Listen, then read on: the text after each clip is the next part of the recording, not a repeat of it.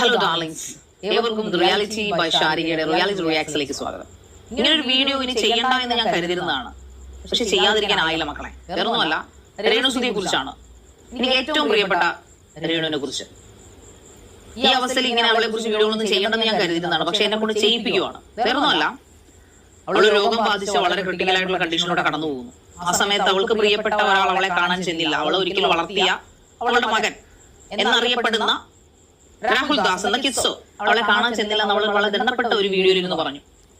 രേണുവിന്റെ മകനല്ല, sorry, ക്ഷമിക്കണം കേട്ടോ, എനിക്കൊരു തെറ്റ് പറ്റിയത്. റാണുവിന്റെ മകനല്ല, സുധീരുടെ മാത്രം മകനായ രാഹുൽ ദാസ് എന്നറിയപ്പെടുന്ന കിച്ച കാണാൻ ചെന്നില്ല.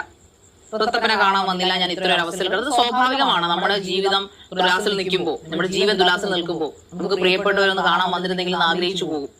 അവിടുത്തെ പരാതിയായിട്ടല്ല, ഒരു പരിഭവമായിട്ടാണ്. വളർത്തമ്മയായാലും വളർത്തമ്മയായാലും ഇതെല്ലാം കേട്ട്